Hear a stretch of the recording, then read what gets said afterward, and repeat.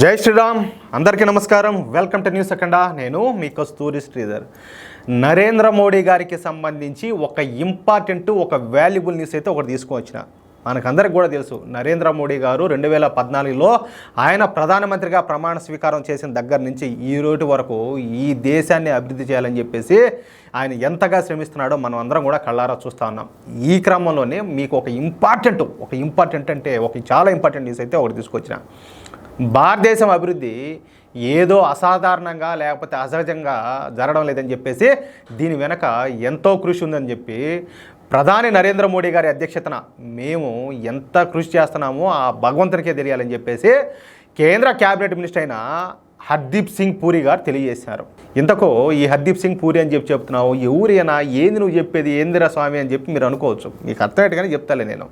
హర్దీప్ సింగ్ పూరి ఈయనొచ్చి petroleum and natural gas minister అనమాట, కేంద్ర మంత్రి. నరేంద్ర మోడీ గారి క్యాబినెట్లో అద్భుతంగా పనిచేసే టాప్ 5 మినిస్టర్లలో ఈ హర్దీప్ సింగ్ పూరి గారు ఒకరు. నిజానికి ఉక్రెయిన్ రష్యా యుద్ధం మూలంగా ఈ ప్రపంచంలోని అన్ని దేశాల్లో కూడా ఈ పెట్రోల్ డీజిల్ రేట్లు అయితే పెరిగిపోయినాయి. ఒక్క భారతదేశంలో తప్ప, ఒక్క భారతదేశంలోనే పెట్రోల్ డీజిల్ రేట్లు పెరగకుండా స్థిరంగా ఉన్నాయి. ఇవంతా మీరు కూడా చూస్తూ ఉంటారు. అందుకు కారణాలు 2.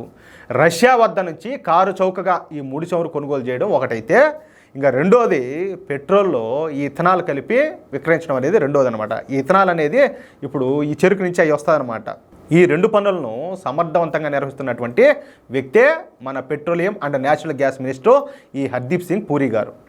హర్దీప్ సింగ్ పూరి గారు రోజుకు కేవలం 5 గంటలు మాత్రమే నిద్రపోతారంట. ఆ వయసులో కూడా దాదాపుగా 12 గంటల పాటు ఆఫీస్లోనే ఉంటారట. ఇక అనవసరపు ఫంక్షన్లకు పార్టీలకు వెళ్లకుండా పొద్దస్తమానం పనిచేస్తూనే ఉంటారు ఈయన. అంటే దాన్ని బట్టి మనం అర్థం చేసుకోవచ్చు ఎంత కమిట్మెంట్ ఉంటే పర్సన్.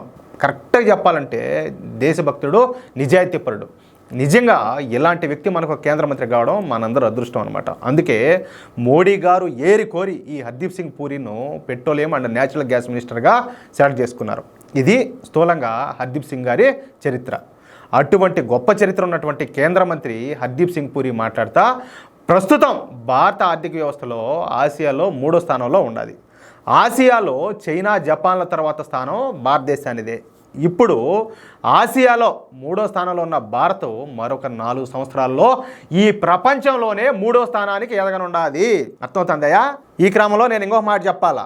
ఈ కాంగ్రెస్ పార్టీ ఉంది కదా, దశాబ్దాల పాటు మన దేశాన్ని పరిపాలించింది. ఎంత మాత్రం అభివృద్ధి చేశారు, ఏ స్థాయిలో నిలబెట్టారు దేశాన్ని?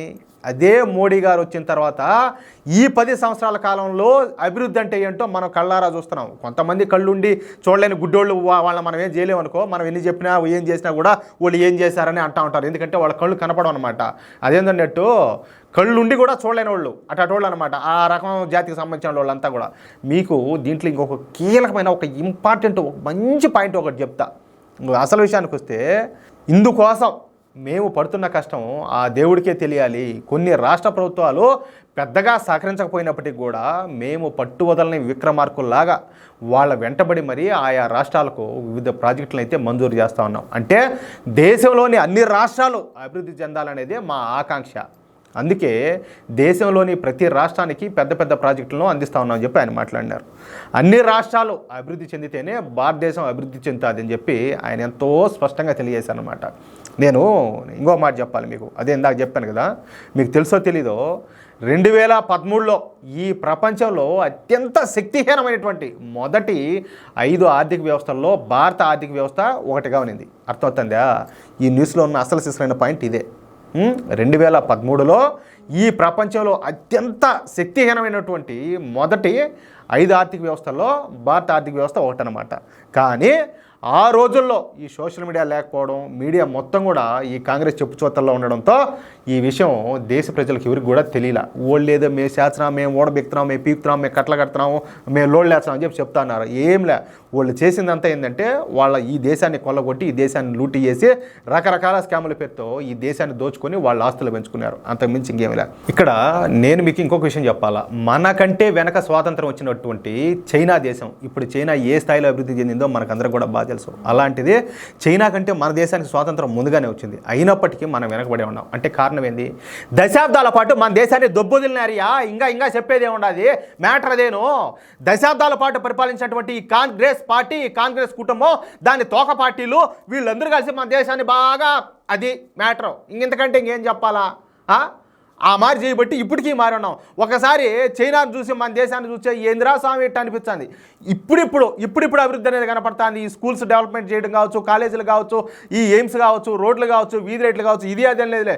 ఓవరాల్గా ఇండియా డెవలప్మెంట్ అనేది ఇప్పుడు కనపడుతుంది. కానీ గతంలో అనేది ఎక్కడుంది?